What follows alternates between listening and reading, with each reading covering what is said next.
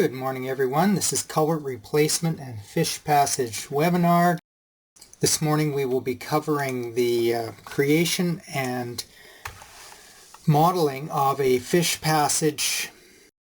RoadEng is the application we're going to be using. In particular we'll be using the terrain modeling application, terrain module for doing excavation of an existing culvert in a roadway, modeling of a pipe arch and placing it in the roadway, and then finally backfilling the road on top of that. So let's get started. A couple of upcoming webinars that you may be interested in seeing in future. Now we've got a surface here. This was surveyed with a total station, and you can see the creek flowing this way from right to left. Let's just take a quick look at that in terms of the profile. So I'm going to create a draped feature, call it stream, and draw it on top of the existing creek. So there's a feature that represents the creek, just snapping along it. There's a piece coming above the road there on the high side. That's far enough. So that's what the creek bottom looks like, and let's see what that looks like in profile. So I'm going to create a new window, graphics profile. There we go. And if you want to see the actual grade of that creek bottom, I'm just going to use the measuring tool to figure that out. So the grade there, I'm just kind of eyeballing it. Shows about 1.5% down below. Maybe it's a little steeper at the beginning. That's showing 3% if you look down in the bottom here for the dynamic grade. It would also be interesting to know what the cross-section of the creek is. Now, I don't think the survey was done in a detailed enough way to pick that up. If you're wanting to design a fish replacement or fish passage replacement culvert, you want to be careful about picking up good cross sections along the creek so you know what the cross section in your replacement section should look like. In addition, you want to get the grade right. And finally, you want to make sure that your replacement culvert is embedded deep enough so that the scouring won't cause it to fail. So before we carry on, I just want to show you a website. Ministry of Forests, Lands, Natural Resources here in BC has a website devoted to fish passage and the details you would need to create a good one. It's put together by a group called the Fish Passage Technical Working Group. So you may find that of interest, and of course the URL's right there.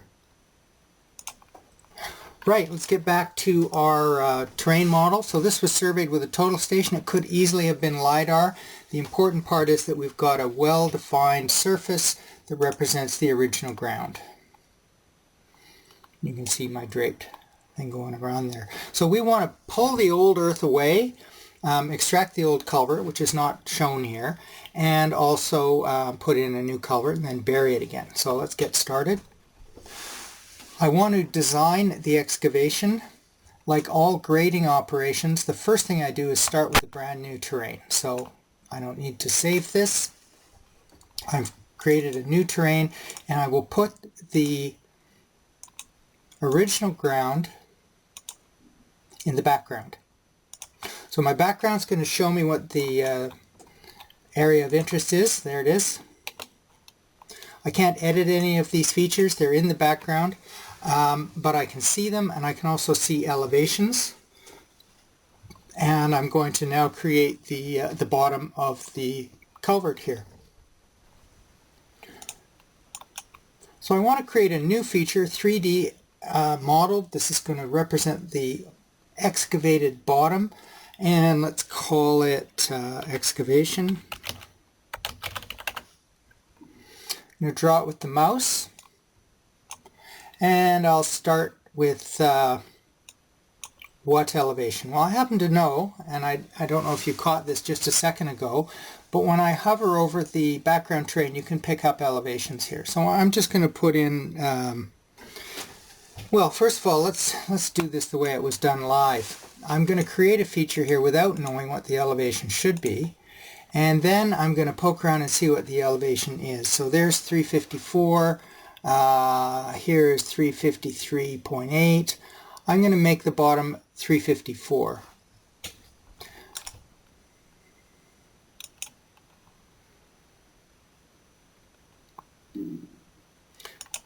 Okay, so the one on the downhill side, that's this one, is 353.8, and on the uphill side is 354.1. Now actually that first one didn't, I should have hit the update list. That's a little idiosyncrasy of this thing. You got to make sure that you type in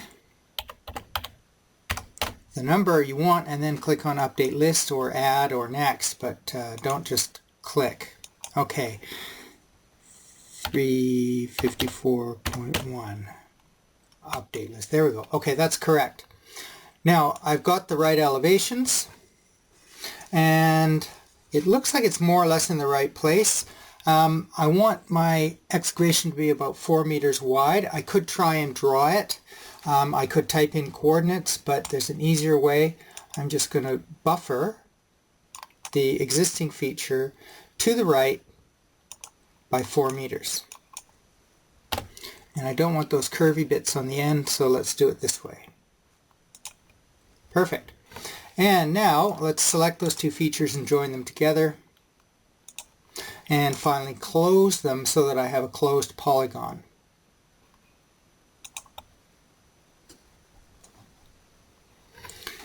Now let's move and rotate until we get it in the right spot. So I'll just type Control M to go into move size mode. Whoops, not working. Let's do move size rotate. There we go.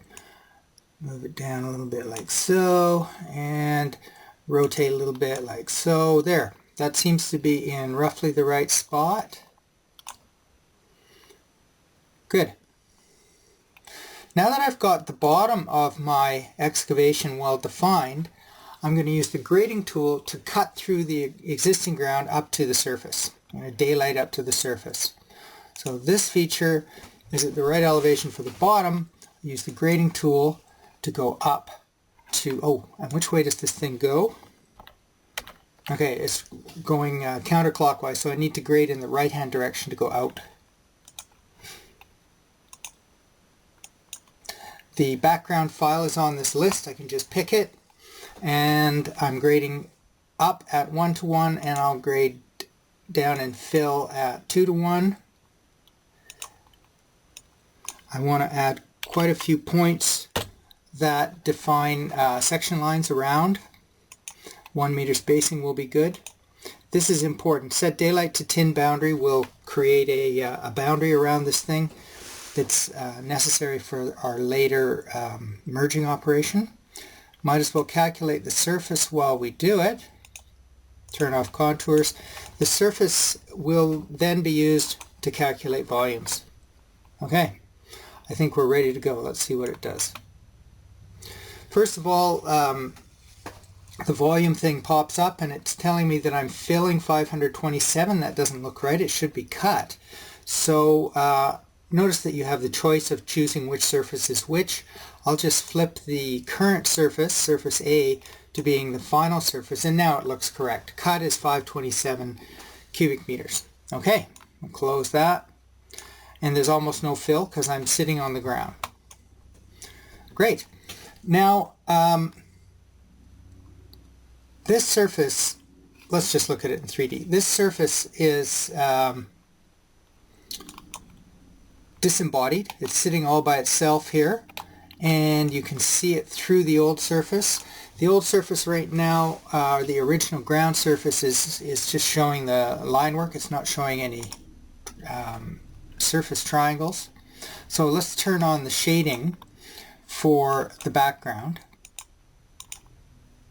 And this is a new feature in our software. You've always been able to shade triangles in your background terrains, but now you can also change the color and make it transparent.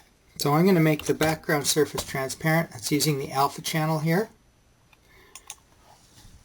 And the current I'll leave as yellow. Let's see what that looks like now. Okay, that's kind of what the most realistic way to display this. You can actually see the original ground surface, but you can see through it, so you can see what the excavation is going to look like. And we've got our volumes too. The volumes are here, 527. Great, so we're almost ready to carry on to the next step, which is to put in the pipe arch culvert. First of all, I need to merge this into the original ground so that I can put the pipe arch on top of that instead of, well, it's actually one of the ways to do it. I'm going to do it that way. Okay, so I'll save this. We're going to call this, I did this earlier, and we called it the excavation. So I'm going to save this as excavation. Now, I want to do a merge operation. I open the original ground that hasn't been modified. And then before I forget, I immediately do a file save as. It's going to be called original ground plus excavation. There we are. Like I say, I've already done this, so I've got the file name there, but original ground plus excavation reminds me what it is. Now I'm going to put the excavation in there by using the merge function. It's in the merge, it's in the toolbar here, but you can also get it from terrain modeling merge. And I just need to find my new file that I just created, which was called demo excavation. Okay, there it is. And it's done the merge operation. It cut a hole in the original ground surface and inserted the excavation surface. And if you look closely, you can see there's actually two lines here. This one, which is called hull D for destination, has actually picked up the elevation of the original ground before the merge happened, and it's a break line feature, so it's going to hold that elevation where it was. And this is the boundary of the old of the new surface, the excavation surface. The two of them are coincident because one was created from the other, but that's not always the case during a merge. And so we've got a nice, whoops, I haven't recalculated the tin yet. Let's just do that. Recalculate, and there you go. You can see it's cut the hole out of there nice and clean, and everything lines up around the edges. And those lines going up there, those are 1 meter apart. That's what I said in my merge options, my grading options. Great. So now we've got a hole in the ground, and it's ready to put the pipe arch on there. Save it. And start again with the pipe. Well, not quite. There is a... Let's find it. Prepared arch file here, which has in it a pipe arch, and you can see the way it's created here. It's just a wireframe. There's a actually, if I turn on, well, should I turn off the stuff in 3D? Sure, why not? Let's just turn off the shading of triangles, and you can see that it's and turn off the triangles themselves. There we go. And that's what it is. Very simple. This feature here is not included. That's actually just a something that I'm using to build the profile. Everything else is 3D modeled, and when you create a surface from this, it looks like we saw originally. Okay, so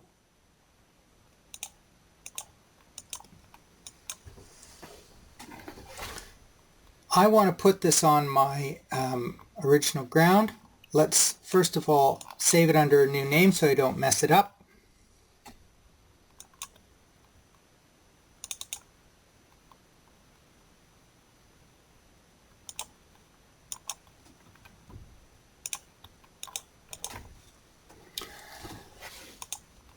put the original ground in the background.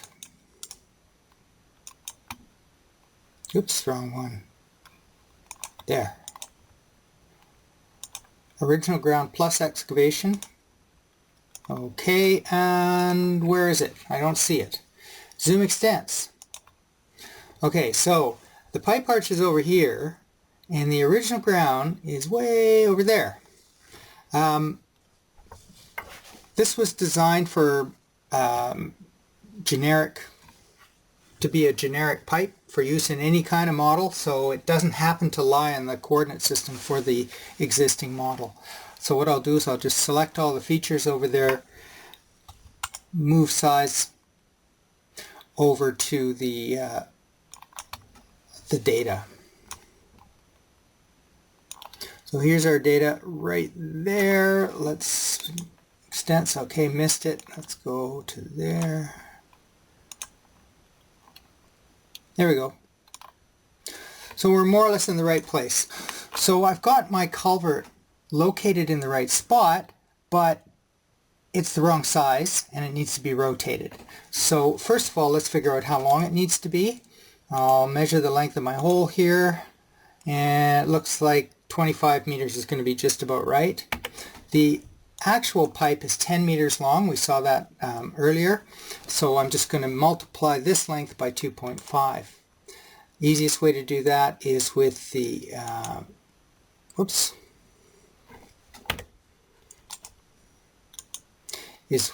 coordinate transformation.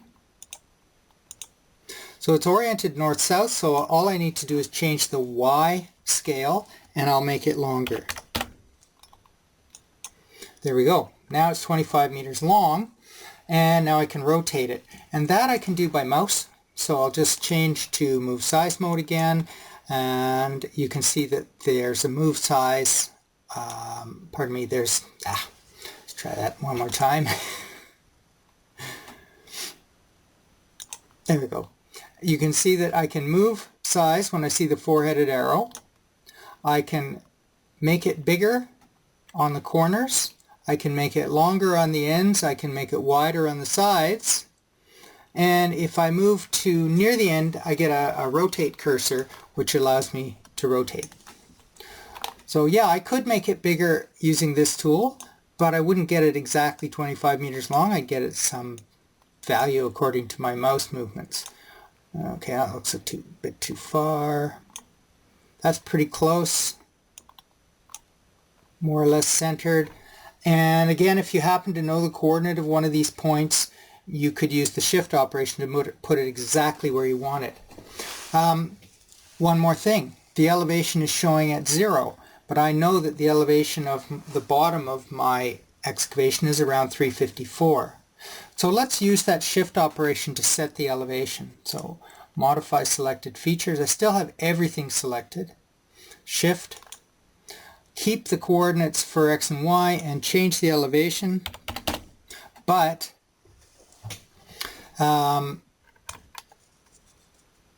move everything with it, so all other points get moved with it. There we go. Now we got the right elevation.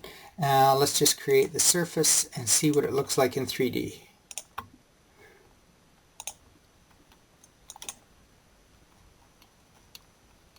Looks good.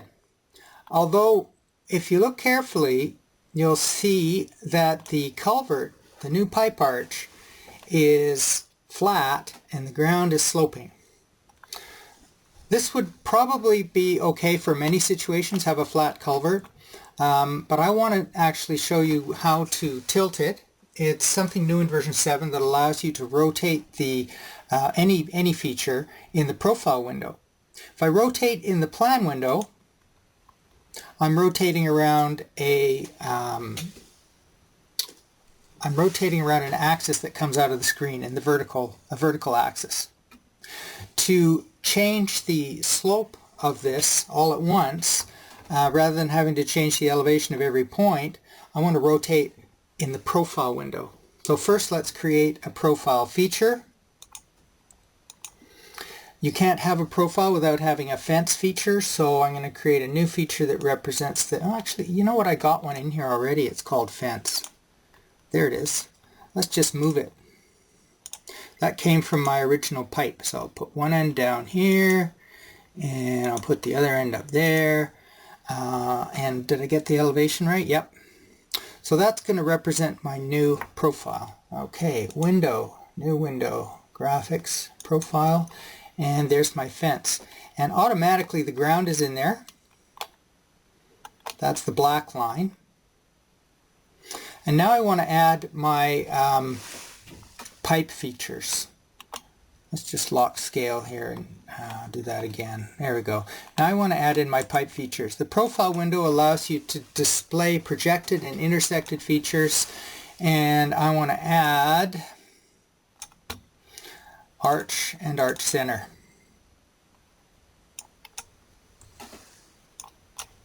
And there they are.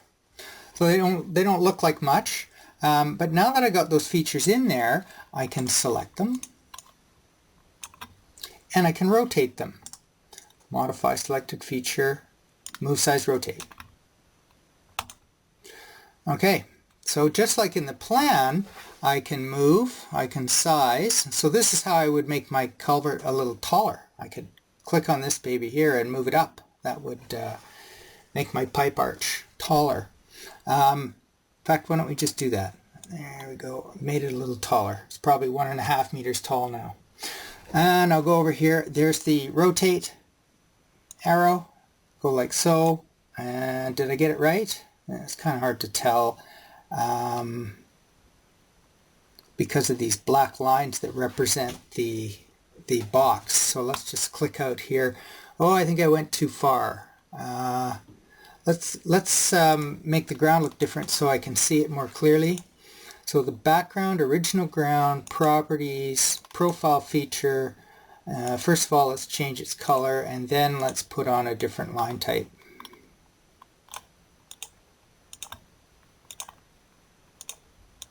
There we go. So that's the original ground, and you know, I'm not too far off. I'm a little high over here and right on over there.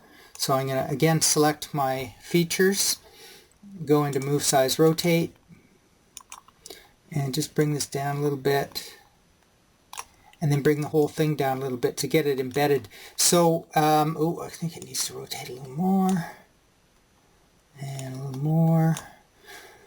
Right, so the bottom of the culvert is going to be below, I think. What line is that?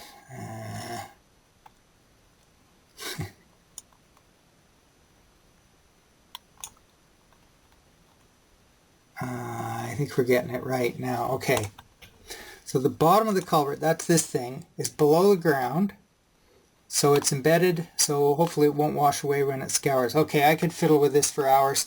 Let's go on and get back to the original problem. So not only did I have to move my predefined culvert to the right place and size it and rotate it in the plan, but I also had to rotate it in the profile to get the grade correct. Okay, I don't need that profile anymore. Let's get rid of it. And just recalculate the terrain, take a look at it. There we go. So we've created an original ground that is represented by excavation and what's left of the original ground from before.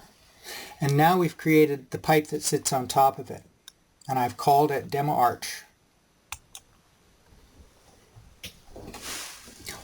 One more step. I'm going to merge the pipe into the into this ground, and then I'm going to put roadway on top of it. So to do the merge operation, I open the original ground. It now has the excavation in it. Rename it. Let's call it original ground plus excavation plus pipe. And do the merge operation. So here we are looking at the hole in the ground, and merge, arch. Okay, there it is. Let's recalculate the surface and take a look. So it looks like that. Now we can put the dirt back in, backfill, and get the right volumes because the pipe is excluded. Okay, next step, start again from a brand new terrain, and this brand new terrain will be called, I think we'll call it road or something. Anyway, first of all I want to put the original ground in the background. The original ground now is this one.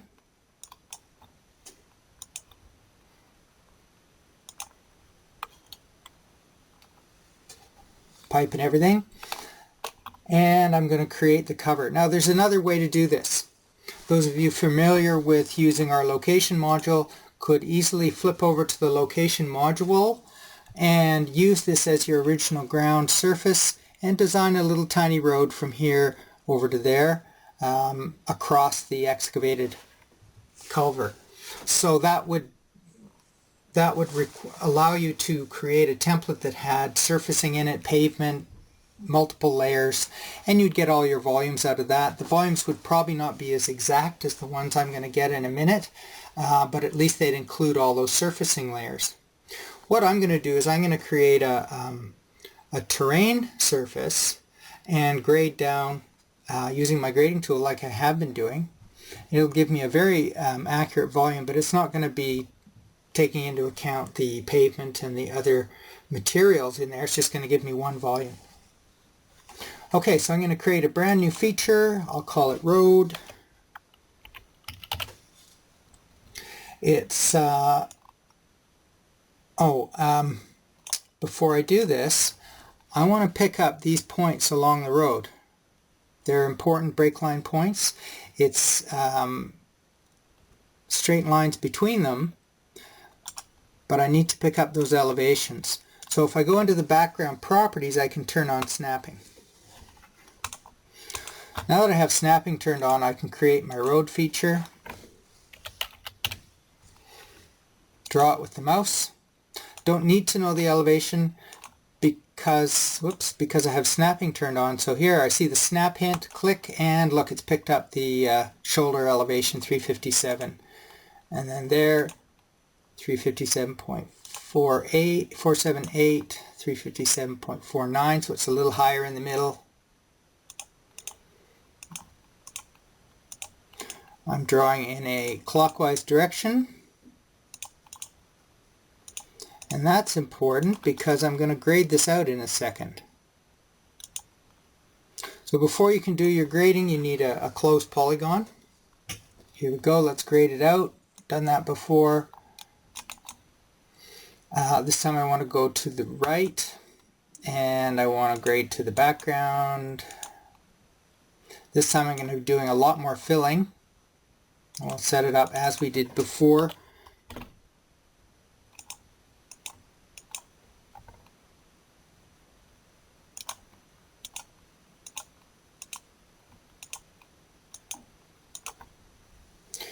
And I blew it.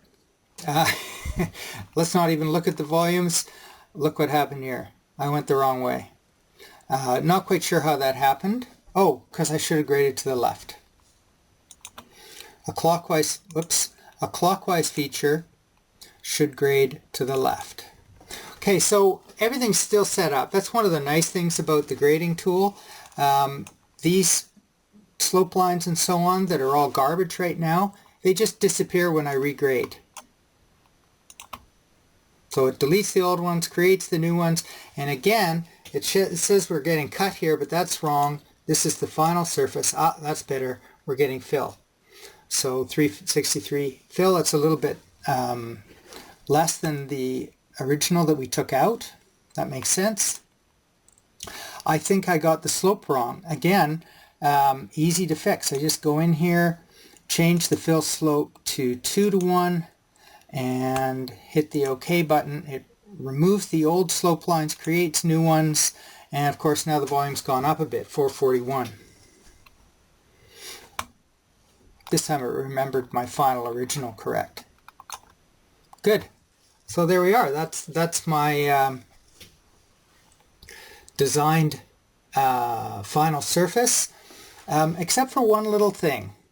There's some triangles going across the road here, and I'll demonstrate in a second, so that the 3D is not incorporating the crown.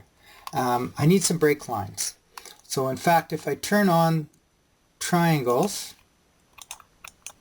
you can see there are triangles going across the road here. That means that there's a straight line between this edge of the road and that edge of the road, which can't be true because we know there's supposed to be a crown. So I'm going to make the crown and both the pavement edges as break lines. I want to snap onto my graded feature here, so I'm going to turn off the background snapping and create some new features. Let's call them break line. If you wanted to get fancy, these features there, break line. These features could be made the same color as the roadway features. I'm not going to bother with that. I'll just make them black, or whatever the current color is. So I don't care about the elevation because I can snap onto that point, pick up the elevation, snap onto that point, pick up the elevation, and I'll do it all again. It remembers my settings from before. Snap there, snap there, one more.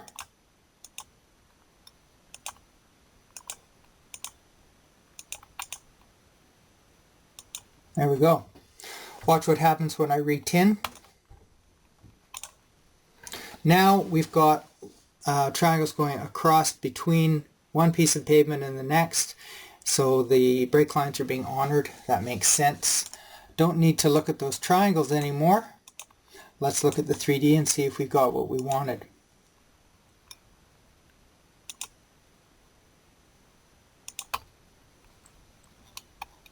Okay, looks right. There's the pipe sticking out. Whoops, looks like we're burying one end of the pipe. That's not very good. What can I do about that? Well, I can change the slope angle. Probably I should have just made the pipe longer.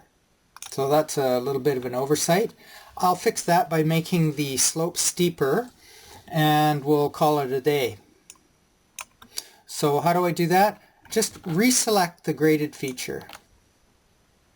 Remember, all this stuff that we see here is all in the background. All I'm working with is this one polygon and a few little features that are sticking out from it, generated by our grading tool. So I'm just going to change the slope here to, say, 60%.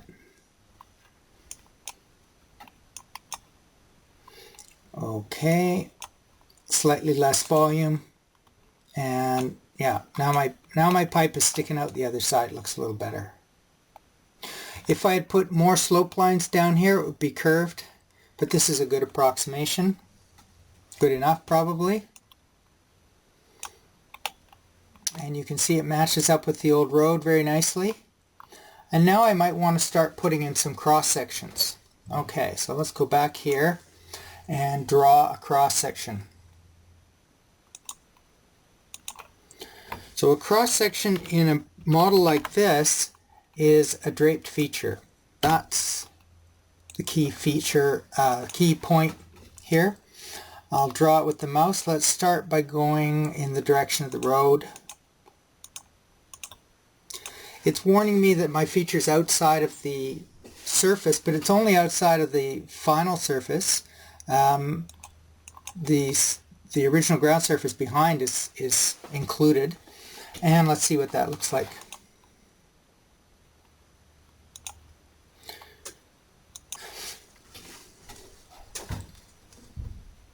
Now, I can move that around. So there's my 3D down there. Just to illustrate, I can move that any place I want and take a look at the profile or the cross section. There we go. There's the end of my pipe. Just stick this out a little further here. It picks up the pipe on the other side. And there's another feature in there that doesn't need to be. Remember I added those features when I did the rotation? Well, here they are. There's a bunch of them in there. Let's just clear those. Make it a little cleaner. Okay. So I'm almost done. I'm ready to print this out, but I don't want to look at something like this. I want more detail. I want it more organized. So what I'm going to do is change what's in the background. Now, right now we have the merged surface in the background. Let's remove that and add instead all the components of that surface. So here's the original ground unmodified. Here is the excavation by itself. Here is the arch pipe by itself. Put all of those in the background, and the foreground is the road fill or the backfill, and now we have everything. So it's a little hard to see here because the lines can get kind of mixed up. So let's make things a bit different. I will go into the profile background, change the original ground properties to be different line type.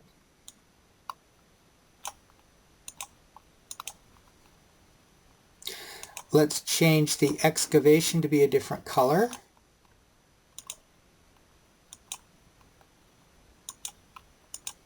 And finally,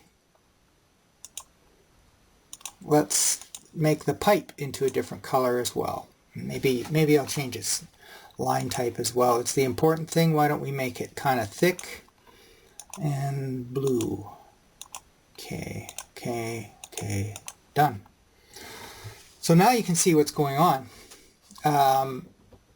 This particular cross section is actually falling off the pipe, so that's why we're seeing that funny shape at the end here. Oh, maybe the pipe's got a glitch in it. I'm not sure. I'd have to go and look at that.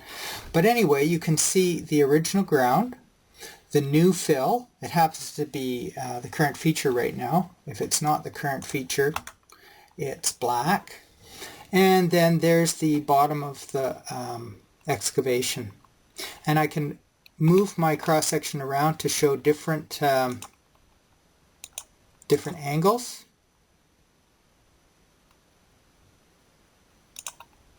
So let's move it over here, do the section in the other direction. Oh, I get what's happening. It's trying to, I'm just going to put a point in the middle of this thing. It's trying to show the current point, which is way down here. It's fallen off the model. I'm just going to stick a point in the middle there. That's better. So now the original ground is the original road, so the road is coincident with that, and then you can see the pipe arch. You can see it's a little bit embedded. There's the excavation. And I can make as many cross sections like that as I want. You're allowed to have more than one section window, and if you like the way your section windows, if you want, you can display all your section windows inside of a multi-plot window.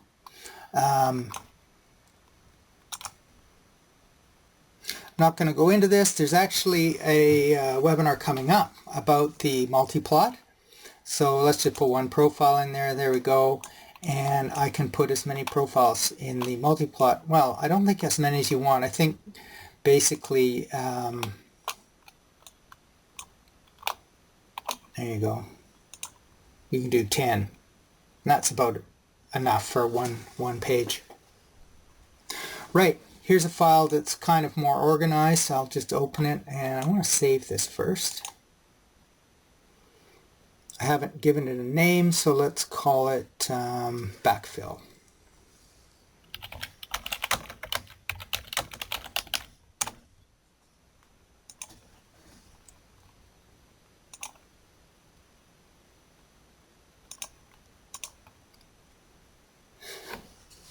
So this is essentially the same thing. It's the finished product from an earlier demonstration or a test, and you can see you can annotate your profiles. You can have more than one profile at a time.